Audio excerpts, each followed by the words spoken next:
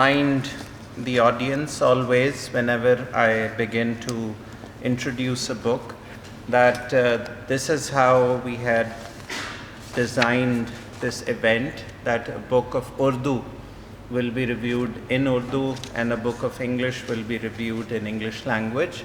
So kindly excuse me for that I will talk about the book in English. Now, first of all, I would mention a beautiful dedication of the book. It's interesting that this book, Numbercaste, written by a Sri Lankan writer, Yudhanjaya Vijayaratne, basically it has a dedication at the end. And primarily, he dedicates the book to his mother. And the reason why I mention this dedication at the very beginning is that I think when you will read this dedication, you will realize that usually we are talking about individuals and how individuals have done things. An individual has written a book, an individual has accomplished some feat. But usually even those individual accomplishments are collective accomplishments. And I think that Yudhanjaya amply testifies in the end, in his dedication, that there were so many people who helped him in the creation of this book, the way we engage with it or read it. So he mentions many people, especially at the end, he dedicates it to his mother. And he says that she was the first one who saw a writer in him when he, for the first time, wrote a story about a mad dog. And the school or his teachers called his parents and asked, is everything all right with this boy? That is, at this age, he is writing a story about a mad dog. But then the mother saw that potential, and later on he mentions all the endless cups of coffee that his mother made for him while he took breaks from his writing. So I also dedicate my talk today to all the people, especially my students who helped me engage with newer texts, as was the case with this book when my MPhil supervisee, Aruba, who is writing a thesis on techno-literary conjugation, I will not explain it right now, when she recommended the writer to me, and later on I read this novel. So with this, the first logical question which would come to your mind and which I should be talking about is, why this book? Why did I select this book for this presentation today? Now, it is important because today we are living in the age of, we can say, social media. We are living in an age where these digital technologies surround us. And most of us are not aware of the sinister designs of, I would say, the architects of all these apparatuses. Now, that is of course controversial. We can't say that they had these evil designs, people who designed Facebook or people who design other social media, but there are many thinkers and philosophers who are trying to highlight the problems that are being created and the problems which will be created in the future due to ubiquity of these technologies, that these technologies now exist everywhere. Now, I hope some of you remember that, I don't know, perhaps a year ago, or a couple of years ago, I introduced a book by Shoshana Zuboff, which was titled The Age of Surveillance Capitalism. And the book is called perhaps the most important book of our century, and it's written by a Harvard professor, and she has highlighted what sort of digital imperialisms are emerging today. Now, since that is also my area of interest, and I came across this novel which is part of that speculative fiction, that how the current trends that we witness, if we extrapolate these current trends, what sort of future is waiting for us. As the author himself writes in his note at the end of the book, he writes, "This book is not meant to be a moral lesson, nor is it a particularly wild feat of imagination. I wrote Numbercaste simply as an extension of trends that I already saw in our society, from algorithmically created social bubbles to fake news." So I think that this was important for me, and I think that as a teacher I consider it my duty to sort of promote this literacy, that this new form of imperialism which is emerging, we should also be aware and wary of the way future is unfolding for us. And then of course we as critical thinkers and members of the civil society and others should think about it. So this was the background which got my interest into this book, and I read it and I thought about it, and today I'll briefly introduce it to you. Now, as far as the writer is concerned, Yudhanjaya Wijaratne, he is a Sri Lankan writer, a science fiction writer. He is also an activist. It's not just that he has written a novel, but he has also made an organization which is called Watchdog, and he is actively engaged in highlighting these sort of dangerous dimensions of new technology. So he is also doing that. And his novels, he is up until now, he has written about 5 novels, 5 works, a few of which have also won awards, international awards. Now coming to this book, I've already talked about the reasons what took my fancy. Why did I select this book? I've already talked about it. I'll now move about the structure of the book. By the way, the book was first published in 2017 and it was self-published in 2017. That the author himself published it on Amazon, and then later on it was formally published. Now, as far as the structure of this is concerned, it is divided into 5 parts. Obviously, it's a novel, so it's a story. And it is an interesting story. But of course,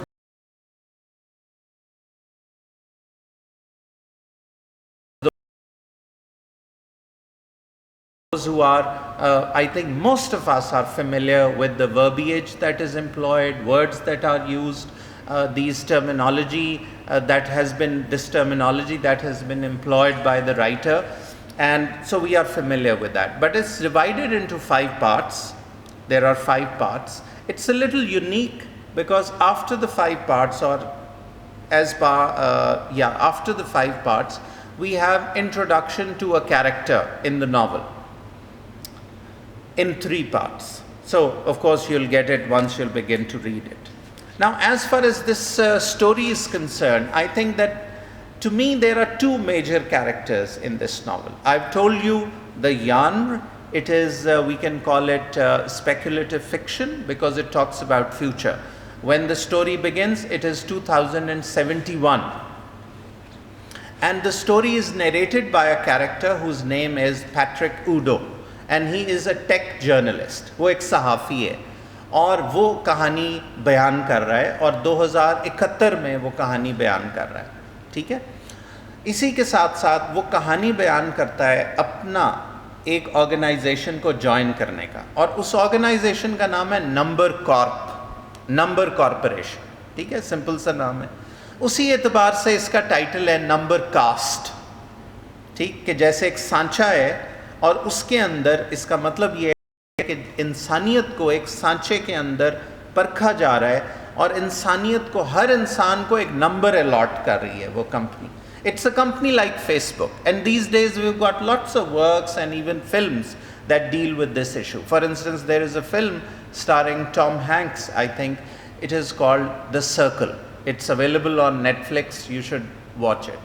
Because many thinkers and philosophers and writers, as I mentioned earlier on, are now pondering over this. What sort of future do we have now, since we are so reliant on these technologies? You might have seen a documentary, The Social Dilemma, or you might have seen a documentary, The Great Hack. I think that today in 21st century, it is absolutely essential for us who consider ourselves educated to be aware of this new form of imperialism, which is called digital imperialism, and also which is referred to as surveillance capitalism. तो इससे आगाही आज बहुत ज़रूरी है, otherwise हम अंधेरे में मारे जाएंगे कि क्या कुछ हमारे साथ हो रहा है।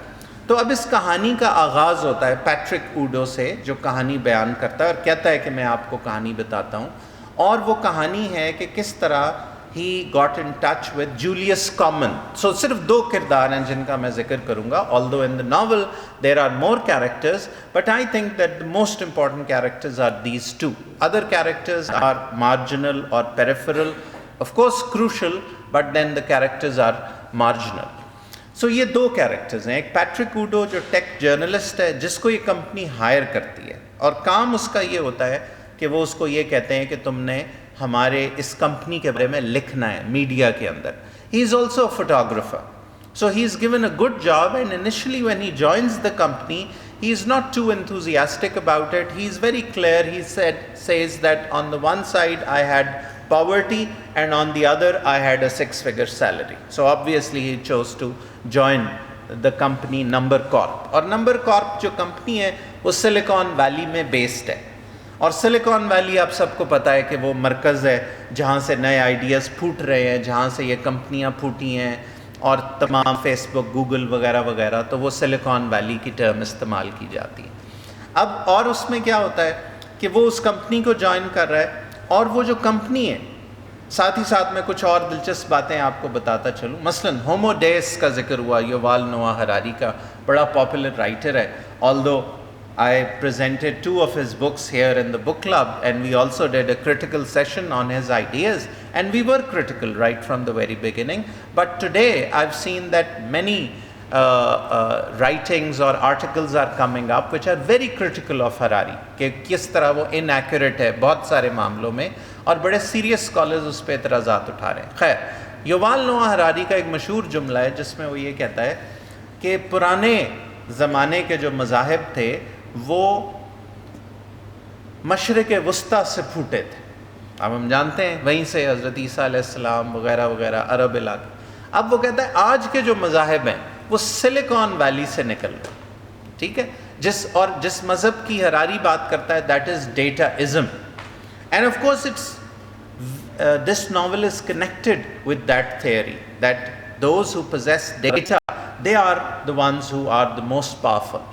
और इसमें इसने ख़ुद हरारी को भी कोट किया हुआ है, उसकी असल बात को भी कोट किया हुआ है, उसकी असल एक तहरीर को भी कोट किया हुआ है इस नावल में. खैर, तो ये सिलिकॉन वैली की एक कंपनी है नंबरकास्ट. अब कहानी में वो हमें तारुफ़ कराता है कि नंबरकास्ट क्या कंपनी है, और जैसा मैंने अर्ज़ किया था that in speculative fiction what writers do is that they observe current trends and then they extrapolate those trends. उसको वो आगे जैसे होता है ना 2, 4, 6, 8, 10, अच्छा आगे क्या होगा, आगे 12, 14, 15, ये एक्सट्रैपोलेशन जो करते हैं, तो वो एक्सट्रैपोलेट कर रहा है कि फ्यूचर कैसा होगा, और उसमें हमारे लिए सीखने की बहुत सारी बातें कि किस तरह मैनेज करने की ज़रूरत है इन डिजिटल कंपनीज़ को. तो अब क्या हो रहा है, अगले दर्जे के अंदर वो बताता जाता है कि नंबरकॉर्प क्या कर रही है. तो वो कहता है कि जैसे आज क्रेडिट स्कोरिंग होती है कि बैंक्स रिकॉर्ड मेंटेन करते हैं किसी के क्रेडिट कार्ड का कि वो किस तरह से स्पेंडिंग करता है, इस तरह ये नंबरकॉर्प एक कंपनी है, और इसका जो मालिक है जूलियस कॉमन उसका नाम है. ये इस जुस्तजू में है कि हमने एक इंसान की पूरी वैल्यूएशन करनी है, और उसकी बुनियाद पे उसको हम एक नंबर असाइन करेंगे, और तमाम तर उसकी सोशल इंटरेक्शन, वो किस तरह के लोगों से मिलता है, उसके जो फाइनेंशियल हैबिट्स हैं वो किस तरह की हैं, वो कौन सी जॉब करता है, वो कहाँ पे तफरीह के लिए जाता है, वो एक एक बात उसकी ज़िंदगी की जिसको हम सर्वेलेंस भी कहते हैं वो कंपनी नोट करती है और उसको एक नंबर असाइन कर देती है. अब आहिस्ता आहिस्ता ये कंपनी उस नंबर को एक दौर की एक अहम एक कदर करार दे देते हैं कि जब हुकूमतें भी, यूनाइटेड नेशंस भी, जब दूसरे इंसान भी, वो हर किसी से ये पूछते हैं व्हाट्स योर नंबर. اور آپ کا جو معاشرے کے اندر ایک سٹیٹس ہے، سٹیٹس کہہ لیں although it's a reductive term، آپ کا پورا تعارف آپ کا نمبر. سو انسان کو اس نمبر سے جوڑنے کے لیے یہ پوری کمپنی جستجو کر رہی ہے. But they do not have apparently، جو دلچسپ بات ہے، جو کہ ڈائسٹوپیا ایک ادب کی ایک صنف ہے، آپ اکثر لوگ واقف ہیں، کہ جس میں دکھایا یہ جاتا ہے کہ لوگ دنیا کو جنت بنانے کی کوشش کریں، یوٹوپیا بنانے کی کوشش کریں، but they end up creating dystopia اور ڈسٹوپیا. ٹھیک ہے، ابھی ڈاکٹر صاحب نے ذکر کیا تھا جارج آرویل کا، اور اس کا جو مشہور ناول ہے 1984، اس کا بھی اس ناول میں ذکر ہے. تو یہ جو جتنے بھی آپ ایسے نیریٹیوز پڑھیں گے یا ناولز پڑھیں گے، اس کی سب سے دلچسپ بات یہ ہے کہ جو کلیم کر رہے ہوتے ہیں لوگ، وہ یہ کلیم کرتے ہیں کہ ہم جنت بنائیں گے. They do not have evil intentions, but what they are doing, it eventually takes the society towards a sort of a dystopian situation. اب اس میں ہمیں دکھایا گیا، اب پیٹرک اوڈو کوئی منفی کردار نہیں ہے، وہ ایک مثبت آدمی ہے، اس کو ایک سینس آف پرپز ہے، سینس آف میننگ ہے کہ this is what we are doing, کہ ہم سچائی کے پردے چاک کریں گے. اور لوگوں کی ضرورت ہوتی ہے کہ جب وہ ایک دوسرے کو ملیں تو ان کو پتہ چلے کہ یہ شخص کون ہے، یہ 1 نمبر آدمی ہے یا یہ 2 نمبر آدمی ہے، یہ کس طرح کا ہے. ہم اس کو کوانٹیفائی کر دیں گے تاکہ کسی کو یہ الجھن اور پریشانی نہ ہو کہ کوئی وہ نمبر میں ریفلیکٹ ہو جائے گا کہ کسی کا کیا. اب 3036 نمبر ہے کسی کا، اب جیسے ایک جگہ لکھا ہوا ہے کہ جی امریکہ کا ایوریج نمبر، اور یہ فیوچر دکھایا جا رہا ہے. تو 2000 جو ہے وہ 20-30 سے آگے چلتے ہوئے 36 سے آگے چلتے ہوئے 71 تک کہانی جاتی ہے، اور یہ 71 میں بیٹھ کے ہمیں وہ کہانی سنا رہا ہے. تو اس کی زندگی کے کیا اہم واقعات ہوئے جو ناول میں ہمیں پتہ چل رہے ہیں. پھر ہم آگے چلتے ہیں جولیس کامن پہ، اور اس کے بعد پھر میں اس کو ختم کروں گا اور 1-2 ایکسرپٹس اس ناول کے وہ آپ کے سامنے میں رکھتا ہوں. تو اب اس میں پہلا ایک موقع آتا ہے جب پیٹرک اوڈو کو یہ ٹاسک دیا جاتا ہے کہ جب یہ ایکسپوز ہو جاتی ہے بات کہ جو نمبر کارپ ہے یہ فیس بک کا ڈیٹا چرا رہی ہے، تو فیس بک ان کو ہٹا دیتا ہے اپنے نیٹ ورک سے. تو اس میں یہ پلان کرتے ہیں کہ اب ہم نے کیا کرنا ہے. تو پوری پلاننگ وہ کرتا ہے، ایک رائٹ اپ لکھتا ہے جس کو یہ میڈیا پہ ڈالتے ہیں، اور اس کے نتیجے کے اندر وہ ایک کامیابی ملتی ہے، اور فیس بک دوبارہ ان سے مذاکرات کرتا ہے کہ بھئی تم ہمارے ساتھ رہو. پھر اگلا ایک اہم موقع ہے جب اس کو سری لنکا بلایا جاتا ہے، وہی سری لنکا جس کے آج کل ویڈیوز بڑی وائرل ہیں. تو یہ 2017 میں اس نے ناول لکھا ہے. اب 2017 میں لکھتے ہوئے یہ لکھ رہا ہے کہ کس طرح جب سری لنکا میں وہ انٹر ہو رہے ہیں، so since it's capitalism everywhere, so how those ministers were bribed, اور انیشلی جو لوگ خلاف تھے کہ نمبر کاپ یہاں نہ آئے، کس طرح سے اس ریزسٹنس کو ختم کیا گیا، اور نمبر کاپ نے اپنے پنجے سری لنکا میں گاڑ لیے. پھر ایشیا میں یہ نمبر کارپ پھیلی. پھر یہ ایشیا سے آگے چلتے ہوئے یہ انڈیا کی مارکیٹ میں انٹر ہوتے ہیں. لیکن بڑی انٹرسٹنگ بات ہے کہ انڈیا میں ان کو زبردست ریزسٹنس ملتی ہے، اور وہاں ایک انقلابی ایک جرنلسٹ ہے جس کا انہوں نے تعارف کروایا ہے کہ who is asking all the right questions.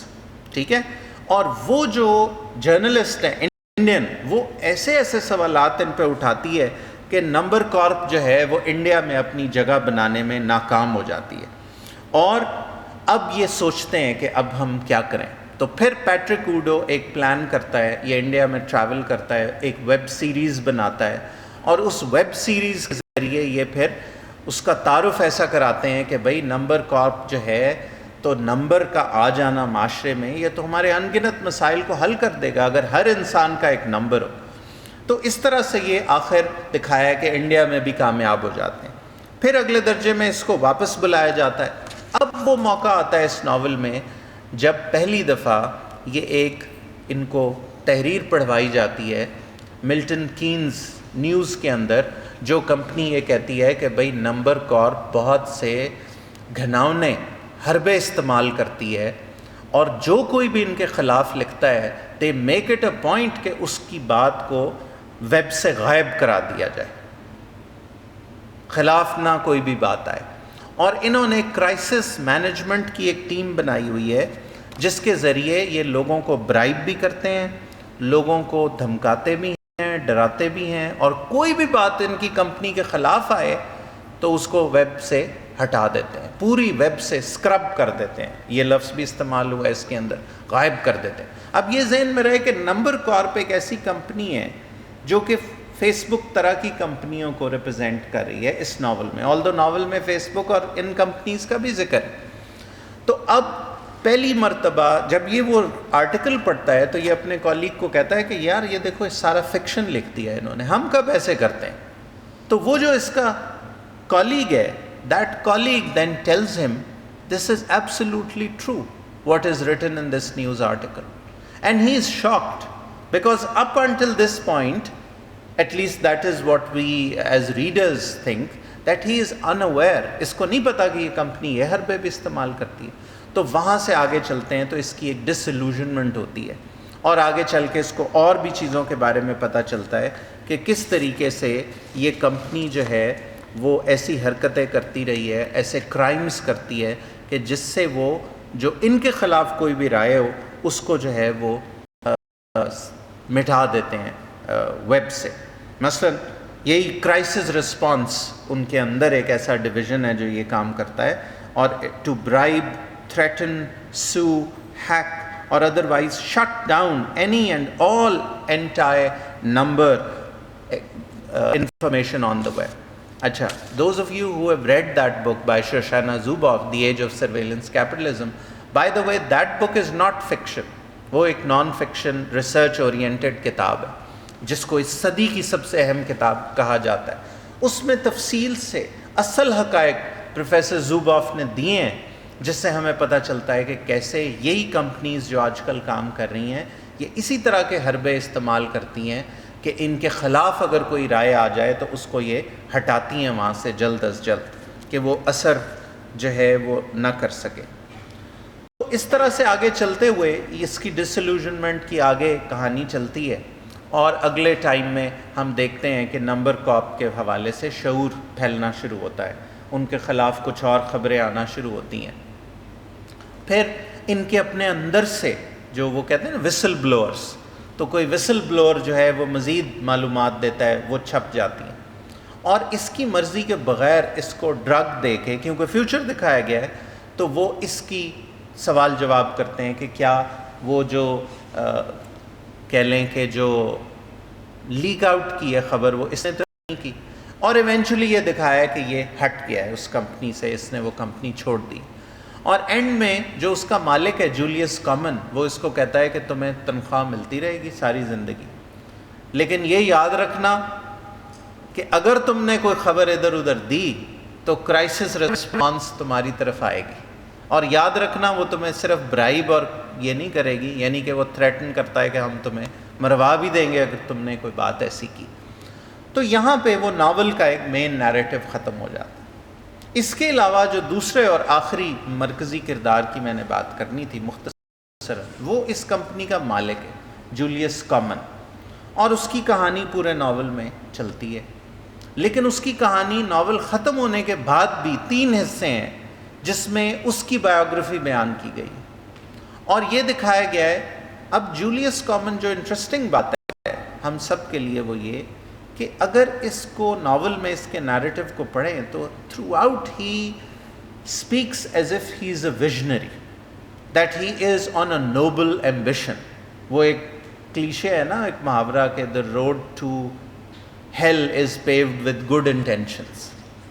ٹھیک, تو اب وہ بار بار بات یہی کر رہا ہے کہ ہم یہ لے آئیں گے, اپنے معاشرے کو یہ دیں گے, دنیا میں ایسے کریں گے, ایسا سسٹم لے کر آئیں گے, لیکن جا وہ کس سمت میں رہا ہے کہ وہ انسانوں کو ریڈیوس کر کے ایک صرف نمبر میں وہ کہتا ہے کہ ہم نے ان کو ایویلیویٹ کرنا ہے. تو اس کے اندر آخر میں بالکل ہمیں یہ دکھایا گیا ہے کہ جو آخر میں بایوگرافی ہے جولیس کامن کی, تو آخری سیکشن یہ ہے کہ وہ طاقتور ہوتے ہوتے ہوتے وہ اتنا طاقتور ہو گیا ہے کہ آخر میں وہ اقوام متحدہ میں تقریر کر رہا ہے. اس کو انوائٹ کرتے ہیں اقوام متحدہ میں آ کے, کیونکہ ہر کانٹیننٹ میں, ملکوں میں جو ریزسٹنس تھی اس کو ختم کر دیا. آخر میں اب وہ پہنچ رہا ہے اقوام متحدہ, اور جو آخری بالکل اس کا حصہ ہے اس کے اندر وہ اقوام متحدہ میں تقریر کر رہا ہے، اور اقوام متحدہ میں وہ تقریر کرتے ہوئے یہ کہتا ہے کہ، اور ابھی وقت نہیں ہوگا پیچھے والے کچھ ایکسرپٹس پڑھنے کا، لیکن وہ ایک نیا سسٹم انٹروڈیوس کرواتا ہے اقوام متحدہ کو، وہ بھی الگوریدمس پہ بیسڈ ہے، جس کو اس نے نام گائیڈنس کا دیا ہوا ہے. اور یہ تقریر کرتے ہوئے وہ کہتا ہے کہ اقوام متحدہ ختم، اقوام متحدہ جن مقاصد کے لیے بنی تھی وہ یہ پوری نہیں کر سکتی، اب جو ہمارا سافٹ ویئر ہے گائیڈنس وہ پورا کرے گا ان تمام مقاصد کو، لہٰذا اب اس کے اطلاق کا یہ اعلان کرتا ہے. تو آپ دیکھیے کہ اس کا جو غرور ہے، ایک ہیوبرس ہے، وہ اس مقام تک پہنچ گیا اور اس کا کنٹرول اتنا ایبسولوٹ ہو گیا کہ اس ناول کے اینڈ تک آتے آتے کہ اقوام متحدہ کو بھی وہ تحلیل کر کے اور یہ اعلان کر رہے ہیں کہ بھائی بس یہاں بھی اب صرف ہمارا جو معاملہ ہے وہ چلے گا. اب ذرا سنیں ایک چھوٹا سا پیراگراف کہ اس میں وہ کیا اناؤنسمنٹ کر رہا ہے. And he is saying I have no, اب یہ تقریر کر رہا ہے اقوام متحدہ میں، and he is saying I have no better way of putting this than to say this. He said, the Buddha, Gautam Buddha, the Buddha, Christ, and Muhammad had to rely on God and karma and human priests for judgment. We don't. یہ ذرا جملہ دوبارہ سنیں اور اگلی بات وہ کیا کہہ رہے ہیں. The Buddha, Christ, and Muhammad had to rely on God and karma and human priests for judgment. We don't. We have data. We have algorithms. We have guidance. یہ جو اس کا نیا پروگرام ہے. God is now available as an application on your mobile phone, in the cloud, 24/7, 365. It's our way of making the world a better place. Now we can see that, of course, this is that technological hubris. That's why Professor Zuboff calls such executives of big tech companies digital tyrants. So through this novel, in a very engaging way, we as readers can come across one such digital tyrant whose name is Julius Common. And through this narrative, we can ponder over these grand questions which pester thinking minds today. Thank you very much. Thank you so much.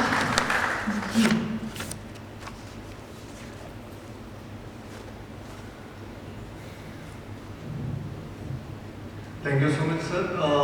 یقیناً آپ نے جو number games اور اس structure کو build up کیا، اس وقت دنیا کی تمام تر ڈائریکشنز تو ڈیٹا سائنس پہ آ گئے، جس میں ہم ابھی ڈگریز سمیت یہ کہتے ہیں کہ ایک ہر شخص کو اپنا ڈیٹا مینٹین کرنے کے لیے ایک سائنٹسٹ کی ضرورت ہے کہ اس کی تمام تر ڈیٹا، اس کے تمام تر نمبرز کو وہ سیٹ کر سکے یا اس کو وہ مینٹین رکھ سکے.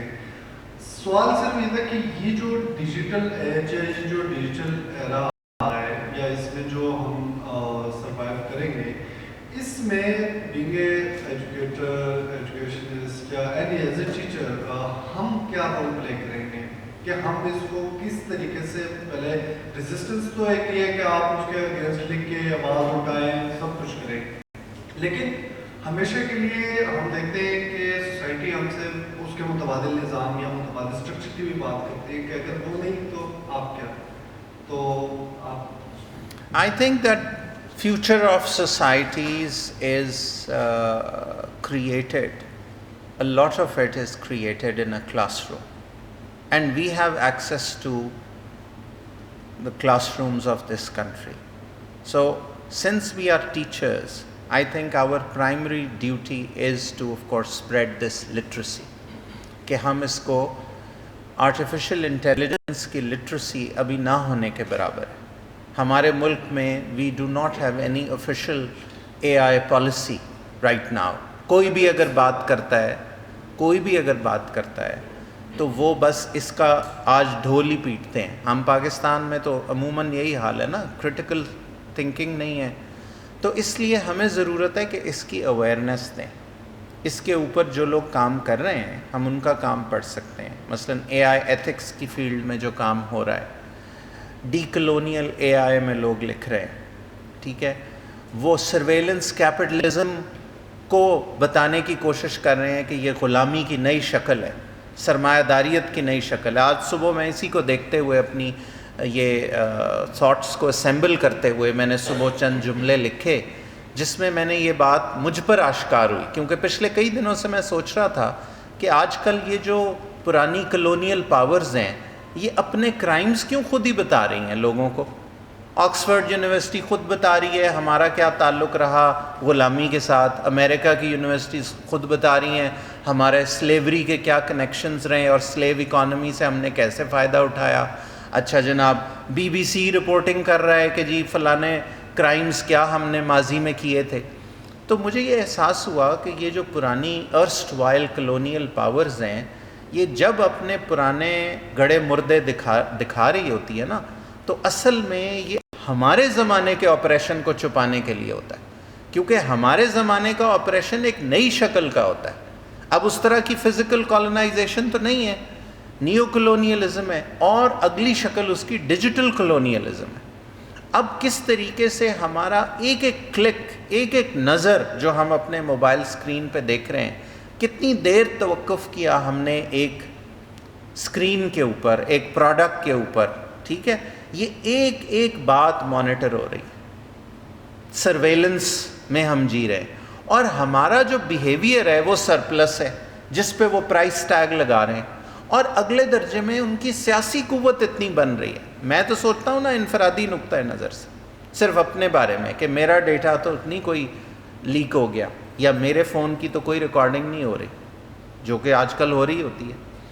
لیکن آپ اجتماعی طور پہ دیکھیں کہ 20 کروڑ لوگوں کا جب ڈیٹا کوئی بیٹھا ہوا ایک شخص جو اس کمپنی کا مالک ہے یا اس کے شیئر ہولڈرز کا, امیجن کہ ٹویٹر کا سودا جو ابھی نہیں تکمیل پذیر ہوا, ایلان مسک کتنے پیسے پے کر رہا ہے, $44 بلین. وہ اس کے کیا اثاثہ جات ہیں ٹویٹر کے, صرف سافٹ ویئر ہے جس میں وہ ٹویٹس لوگ شیئر کر رہے ہیں, لیکن انفارمیشن ہے, انفارمیشن کیپٹلزم ہے, ٹھیک.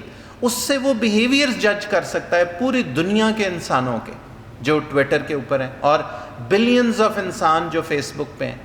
کیمبرج انالیٹیکا نے یہی کیا تھا نا, جس کی بدولت وہ امریکہ کے الیکشنز کا نتیجہ بدلوا لیا انہوں نے, کہ ایک ایک فرد کے بارے میں اتنے ڈیٹا پوائنٹس ان کے پاس تھے, اس کی روشنی میں کیمپین ڈیزائن ہوئی اور ٹرمپ کو انہوں نے وہاں پہ جتوایا. تو اب خود پروفیسر زوباف جیسے لوگ جب یہ کہہ رہے ہیں کہ حکومت بھی نہیں, ایک ریاست بھی نہیں, چند افراد ہیں جن کے پاس یہ پورا ڈیٹا جمع ہے, اب وہ کیا سوچ رہے ہیں, وہ خدا بنے بیٹھے ہیں. وہ خود کہتے ہیں ہم نے انسانوں کو اس سمت میں ڈالنا ہے, اس سمت میں, اس کو آپ نے مزید جاننا ہو تو وہ جو میری ٹاک ہے the age of surveillance capitalism وہ آپ سنیے گا. تو اب یہ اویئرنیس دینا ہمارے ملک کے, پاکستان کے نوجوانوں کو, یہ اتنی بڑی اہم بات ہے کہ ہم یہ لٹریسی ان کو دیں. اے آئی کے کورسز تو سارے ڈیٹا سائنس میں پڑھائے جا رہے ہیں, آئی ٹی یونیورسٹی میں اور دیگر آئی ٹی کے پروگرامز میں, لیکن یہ والی بات وہ نہیں کریں گے. یہ ہمیں بطور ہیومنسٹ کے, بطور ایجوکیشنسٹ کے, بطور لٹریچر سے وابستگان کے, سوشل سائنس والوں کو ہمیں یہ کرٹیکل لٹریسی اپنے معاشرے میں لوگوں کو دینی ہے, تاکہ ہم غلامی کی نئی شکلوں سے اپنے معاشرے کو بچا سکیں. اور اس کا مطلب قطعاً یہ نہیں ہے جو ایک ٹرم استعمال ہوتی ہے کہ کوئی لڈائٹس ہم بن جائیں. وہ ایک شخص تھا نا اسی نام کا جو انڈسٹریل ریولوشن کے بڑا خلاف تھا کہ جی ہم چھوڑ دیں ساری باتیں. یہ مطلب نہیں ہے. جیسے پروفیسر زوباف لکھتی ہے کہ ان 21st century this shouldn't be even mentioned کہ ہمیں یہ آپشن دے دیں کہ تم یا ٹیکنالوجی نہ استعمال کرو یا پھر اس کے ان ڈیجیٹل ٹائرنٹس کے غلام بن جاؤ. وہ کہتے ہیں بھائی یہ انسانی ہیریٹیج ہے, ہم نے استعمال کرنی ہے, لیکن اس کے منفی پہلوؤں کو ختم کرنے کی ضرورت ہے. اور اس پہ جو سلوشنز لوگ دے رہے ہیں, جو تھنکرز, فلاسفرز اس پہ غور کرتے ہیں, وہ یہی دیتے ہیں کہ اقوام کے سسٹمز کو اپنی عوام کے ڈیٹا کو پروٹیکٹ کرنا ہے اور انشور کرنا ہے کہ ڈیٹا کا یوز اجتماع انسانی کے مفاد میں ہو، نہ کہ چند خاندانوں اور چند افراد کے ہاتھوں میں وہ استعمال ہو اور نئی غلامی کی شکلیں وہ ان کے اوپر مسلط کر دیں۔ تو یہ ایک بڑا امپورٹنٹ ایک میرا خیال ہے کہ فریضہ بنتا ہے جن کمیونٹیز کا آپ نے ذکر کیا، اور ہم سب اسی میں شامل ہیں کہ ہم یہ ایک بیڑا اٹھائیں اور ہم اس حوالے سے یہ کرٹیکل لٹریسی منتقل کریں اگلی جنریشن۔ جی جی سر، کارل مارکس نے جب ایکسپلین کیا کیپٹلزم کے دوران سفرنگس کو، تو اس نے کہا کہ میجورٹی آف پاپولیشن ایکسپلائٹ ہوتی ہے کیپٹلسٹ کے ہاتھوں، اور اس کے ریئیکشن میں مطلب میجورٹی کو ریولوشن کی طرف جانا چاہیے ایز اے سولوشن جو اس نے بتایا۔ اب ہراری نے بھی اور جو بھی ریسنٹ بات کرتے ہیں آرٹیفیشیل انٹیلیجنس پہ، انفوٹیک پہ، وہ یہ کہتے ہیں کہ ایز آرٹیفیشیل انٹیلیجنس جیسے جیسے ڈیولپ ہو رہی ہے، majority of human beings irrelevant ہوتے جا رہے ہیں۔ کہ کوک کی کمپنی میں ایک وقت تھا کہ بہت زیادہ لوگ ملازمت کرتے تھے، اب روبوٹس کام کر رہے ہیں۔ تو اب ارریلیونس آف ہیومن بینگس جو ہمیں دیکھنے کو مل رہی ہے، اس کے نتیجے میں ریئیکشن کیا ہونا چاہیے؟ مطلب ایکسپلائٹ ہوتا تھا تو ریولوشن یہ بتایا کارل مارکس نے، لیکن اب ارریلیونٹ ہوتے جا رہے ہیں، تو اب کیا کرنا چاہیے؟ اور جو کرنا ہے وہ کس حد تک فزیبل ہوگا یا ہوگا، مطلب اس پہ کیا فردر ڈیبیٹ ہو سکتی ہے؟ Well, I think first of all, please keep one thing in mind کہ Harari is also their tout. Harari کی جو مقبولیت ہے پوری دنیا میں، اس کے پیچھے بھی یہ سلیکان ویلی ہے، کیونکہ سب سے پہلے انہوں نے اس کو سیلیبریٹ کیا، اس کے آئیڈیاز کو سیلیبریٹ کیا، اور ہراری کا اپنا جو ایک ویژن ہے، although he of course he couches it in sort of curiosity، لیکن اوورآل جو تھرسٹ ہے اس کی باتوں کا وہ اسی سمت میں ہے کہ ہاں بھئی nothing can be done، کہ ہیومن بینگز irrelevant تو ہوں گے، اب ہمیں آگے سوچنا ہے۔ اب یہ ایک امپورٹنٹ ایک ڈسکورس ایک نقطہ ہے جس کے اوپر غور و فکر اور بات چیت کی ضرورت ہے۔ مثلا خود اسی ناول کے اندر اس نے ایک ٹیورنگ لا کا ذکر کیا ہے۔ اب مجھے یہ آنیسٹلی نہیں پتا کہ ابھی کیا اس کے اوپر کوئی بات ہوئی ہے، کیا یہ کہیں پہ ہے، میرا خیال ہے یہ لا تو نہیں ہے۔ ٹیورنگ ٹیسٹ تھا جو یہ تھا کہ جو کمپیوٹر کی انٹیلیجنس کو جج کرنے کے لیے تھا کہ وہ کیا کس درجے تک وہ انٹیلیجنٹ ہے، اور اب ٹیورنگ لا کا ذکر ہے، جو فیمس ایک سائنٹسٹ ہے ٹیورنگ، اس کے نام پہ، کہ جی ایک لا یہ بن گیا ہے کہ جو کام انسان کر سکتے ہیں ان کاموں کے لیے اے آئی کو یوز نہیں کیا جائے گا۔ یہ ٹیورنگ لا کا اس نے ذکر کیا ہے وجے رتنے نے۔ I don't know what's the exact situation, یہ باتیں ہو رہی ہیں۔ مثلا ایلون مسک جیسا شخص بھی کہتا ہے کہ ہمیں قانون بنا دینا چاہیے کہ اے آئی کو ہم نے ملٹری میں استعمال نہیں کرنا، اور پوری دنیا میں یہ بین ہونا چاہیے کہ اے آئی کو ملٹری میں استعمال نہ کریں، کیونکہ بڑے گھناؤنے نتائج ہوں گے۔ ابھی تو پھر انسانی سولجرز ہیں نا جو گولی مارتے ہوئے بعد میں قتل کرتے ہوئے امریکی فوجی پوسٹ ٹرومیٹک سٹریس ڈس آرڈر کا تو شکار ہو جاتے ہیں کہ وہ انسان ہیں، لیکن وہ جب مشینیں اور روبوٹس قتل کر رہے ہوں گے تو ان میں وہ سینٹیمنٹ کہاں آئے گا؟ اینی وے، تو اب یہ بات یہاں پر بڑی اہم ہے کہ ہراری اور جو پریمس بناتے ہیں نا یہ لوگ، اس کو چیلنج کرنا چاہیے۔ اب ہیومن بینگز کو آپ پہلے کہہ دیں کہ یہ تو لازمی امر ہے کہ انہوں نے وہ تو ڈسپینسبل ہیں، تو انہوں نے تو غائب ہو جانا ہے، تو ہمیں اب سوچنا چاہیے کہ ہم کیا کریں۔ یہ غلط سمت ہے۔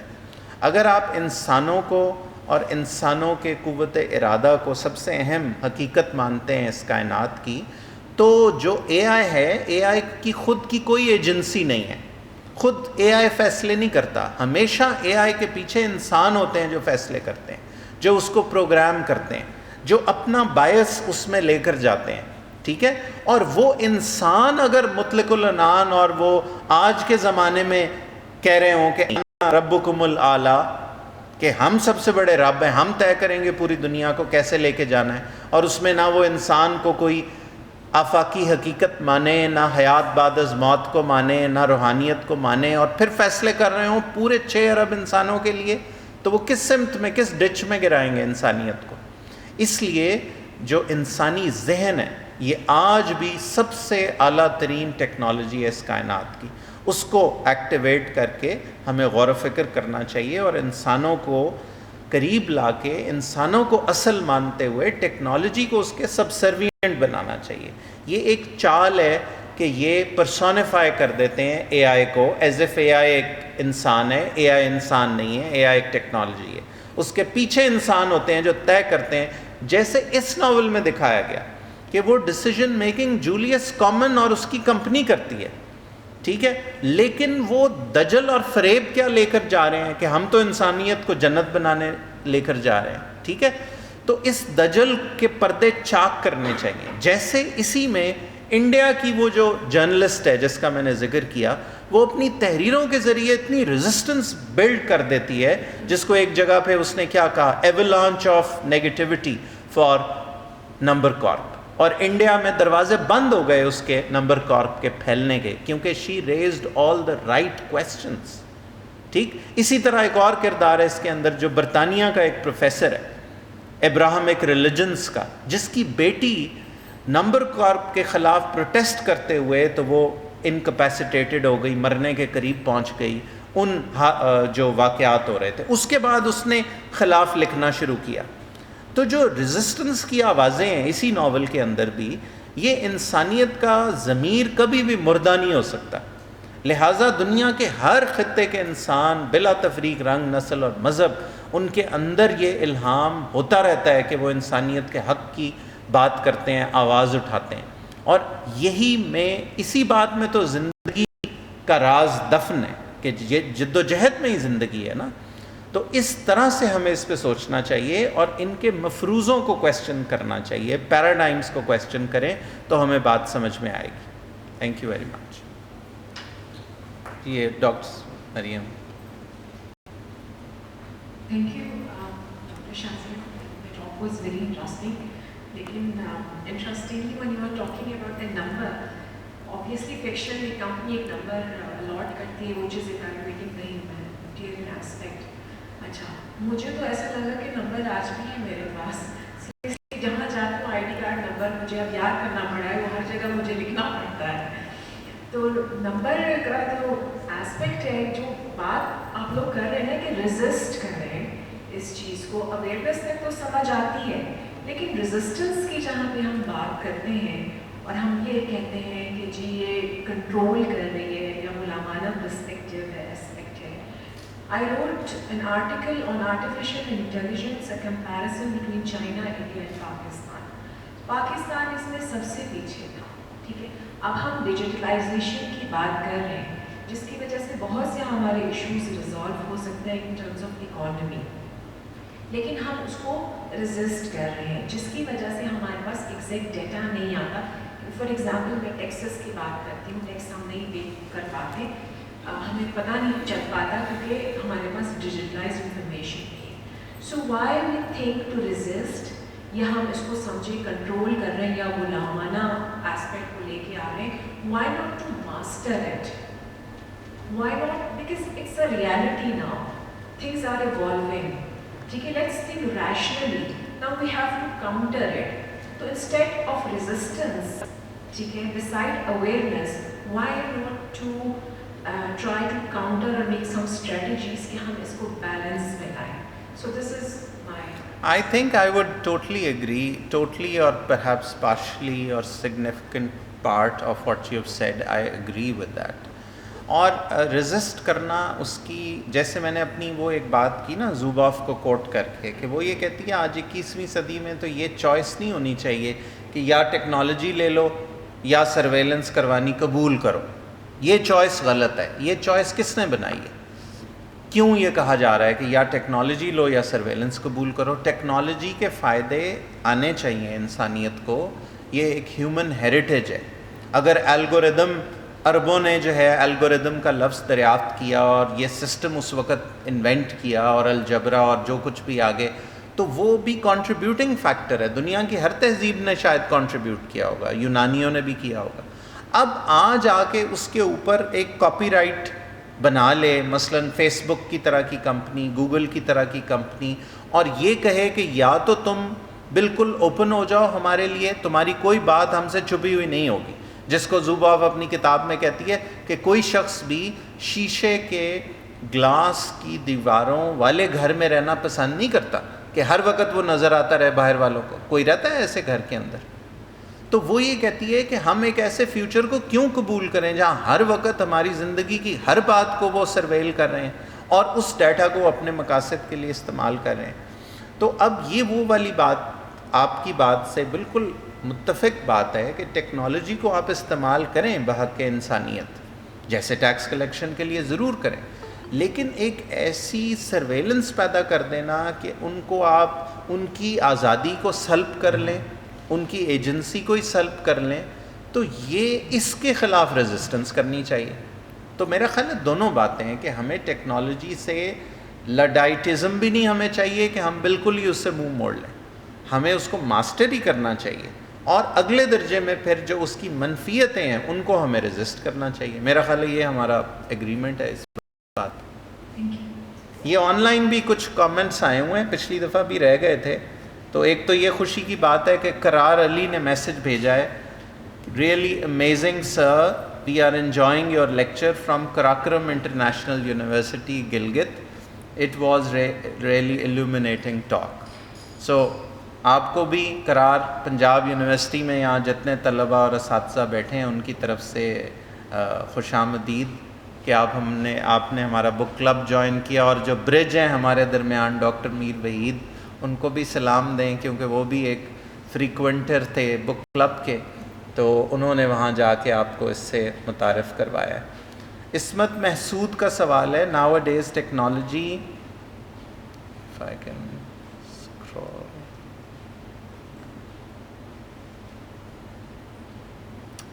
nowadays technology become important element of our lives. For example, for live sessions we need Google Meet, etc. If we use it, we willingly enter into their data collection realm. Then sir, how can we protect ourselves from this game? بالکل ٹھیک ہے, زوباف نے بھی یہ question اٹھایا ہے, ہم نے بھی یہ بات کی. تو وہ یہی کہتے ہیں کہ ٹیکنالوجی استعمال ہو, یہ تو نہیں ہے کہ آپ کسی سے دیکھیں کوئی بھی ٹرانزیکشن ہوتی ہے تو دونوں کا فائدہ ہونا چاہیے نا. کوئی ٹرانزیکشن یہ تو نہیں ہونی چاہیے کہ ایک کا بالکل نقصان ہو اور ایک کا فائدہ. تو these companies shouldn't have the right to bribe us کہ ہم آپ کو ٹھیک ہے ٹیکنالوجی تو دیں گے لیکن اس کے بدلے ہم سرویلنس کریں گے, اور اس بات کو چھپا کے رکھیں. جو بھی وہ ٹرانزیکشن ہے وہ اوپن ہونا چاہیے اور وہ سب کے فائدے میں ہونا چاہیے. اب جو سجیسٹ کی جاتی ہے بات وہ یہ کہ اسٹیٹ کو اپنا کردار ادا کرنا چاہیے, اور اس کو ایک واچ ڈاگ کے طور پہ یہ انشور کرنا چاہیے کہ پرائیویٹ انٹرپرائزز وہ ڈیٹا جس کو آج کل دا نیو آئل کہا جاتا ہے, جس کو گولڈ کہا جاتا ہے آج کل کے دور کا, تو اس ڈیٹا کو وہ صرف ان پرائیویٹ انٹرپرائزز جو ہیں وہ صرف اپنے فائدے کے لیے استعمال نہ کریں. تو یہ اس کا جو ہے ایک آپشن ہے, اور اس میں ہمیں یہ عوامی جب ایک شعور ہوگا تو اس پہ جو اسٹیٹس ہیں یا جو گورنمنٹس ہیں تو ان کو فوکس کرنا پڑے گا کہ وہ اس بات کی طرف بھی متوجہ ہوں. اور یہ ایک اس کی اہم جگہ جہاں سے یہ شعور پھیلنا چاہیے وہ یونیورسٹیز ہیں. جی آپ کا کویشچن آخری لے لیتے ہیں پھر چائے کے لیے. تھوڑا سا ایڈ کرنا چاہوں گا کہ بات کی تو آپ نے بہت کمپریہنسو نریٹو ایکسپریس کیا ہے. اس میں جس طرح آپ نے بات کی اور میڈم نے بھی کہا کہ نمبر تو ہم سب نمبر الاٹڈ ہیں, اب جو بھی پیدا ہوتا ہے نمبر مل جاتا ہے اس سے وہ, اور نمبر پیدا ہوتے ہی بائی وار جو ہے اس کے پاس ہمارے چلے جاتا ہے بائی کے ڈیٹا بیس میں, کیونکہ ہماری جو فنڈنگ آ رہی ہے اس کے عوض یہ ہے کہ وہ انفارمیشن شیئرنگ کر رہی ہے. ٹھیک ہے, تو وہ جو نمبر کی بات کی تو جب میڈم نے بات کر دی پہلے, وہ اسی میں جو ہے جس طرح انڈیا میں اس کی اس میں وہ گائڈ کر رہا ہے, سی بات ہے یہ وہ وہاں پہ ایکچوئل کچھ نریٹو آیا بھی 2000 کے بعد جو ہے, جب آدھار کارڈ کا جو نمبر تھا ان کا یا فیملی نمبر, اس کی بیس کے اوپر ہی انہوں نے تمام ان کی میڈیکل فیسلٹیز, ہیلتھ فیسلٹیز, جو بھی ان کی ایجوکیشن فیسلٹیز تھیں, یہ ساری اسٹارٹ کی.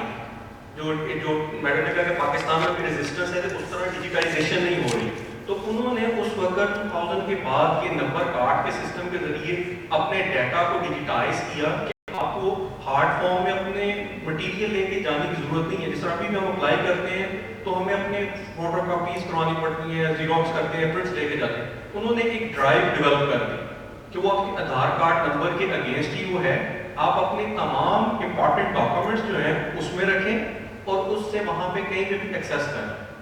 اب وہی جو بات آپ نے کی اے آئی لاز کی بنانے کی, پاکستان میں بھی اس کے اوپر ورکنگ تو ہو گئی. نادرا نے اس کو پورا کر دیا کہ ون سینٹرلائز سسٹم کر دیا کہ آپ کے آئی ڈی کارڈ کے اگینسٹ جو ہے وہ سسٹم جنریٹ ہو گیا. لیکن وہی جو ابھی بات آپ نے لاسٹ کر کی تھی ہے کہ انٹرپرائز کمپنیز جو ہیں, جس طرح ایئر لفٹ جا رہی ہے کلوز کر کے, what happens to Pakistanis data, ٹھیک ہے, 6th and 5th largest population country جو ہے اس کا ڈیٹا, اور جو ایئر لفٹ کو یوز کر رہے تھے منیمم بھی اگر دیکھیں تو 1 کروڑ بھی اگر اس کا یوزر تھا تو 1 کروڑ لوگوں کا صارفین کا ڈیٹے کے ساتھ کیا ہوگا, وہ اس کے ساتھ اس طرح کون سیکیور کرے گا, اور اس کا کون. لیکن ایگریمنٹ جو سائن کرتے ہیں کہ اس کا وہ تو کوئی پرائیویسی نہیں ہے. اب ہم کہتے ہیں کہ کچھ بھی سائن اپ کرنے سے پہلے اس کے ایگریمنٹ کی آپشن ہوتی ہے, اس کو پڑھ کے پھر ایگری کر لیں. اگر آپ ڈس ایگری کرتے ہو آپ کو اس کو فیسلٹی میں یوٹیلائز نہیں کر سکتے. جو ڈاکٹر زوب کی آپ نے بات کر کے دی کہ ہم اپنے موبائل ایپس جتنی ہیں جب تک ان کو audio access, video access, gallery access, contact access دیتے ہی نہیں ہیں تو ہم اس کو یوٹیلائز نہیں کر سکتے. تو وہ ان کا پھر پوچھنے کا ہمیں فائدہ نہیں, وہ آٹومیٹکلی کہیں کہ ہمیں تمہاری ایکسیس ساری لے لی ہے, یہ یوز کرنا چاہتے ہو تو ٹھیک ہے, نہیں تو جاؤ بھی کارڈ میں جاؤ, ٹھیک ہے, جو آپ نے بات کے پہلے بھی کر. تو یہ تو وہ ہے کہ وہ ہم سے ہمارے رائٹس کو سنب کر رہے ہیں. وہ ایگزیکٹلی. اب اس میں یہ آپ کی بات ہو گئی مکمل. اس میں یہ دیکھیں نا کہ اب خود اپنے فون استعمال کرنے کے حوالے سے بھی جو بات اور شعور ہے وہ اپنا ایک وزن رکھتی ہے. اب آپ دیکھیے کہ اس میں بھی جو اینڈرائڈ کی لیٹسٹ اپ ڈیٹ ہے اس کے اندر کئی ایسے فیچرز آ رہے ہیں جس میں وہ جو پرمیشنز ہیں وہ علیحدہ علیحدہ آ رہی ہیں. پہلے بلینکٹ پرمیشن آپ کو دینی ہوتی تھی,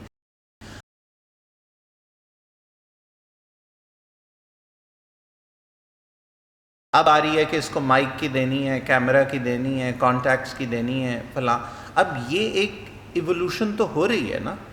تو اسی طرح یہ اٹس ناٹ ایدر دس وے اور دیٹ وے, بلیک اور وائٹ نہیں ہے.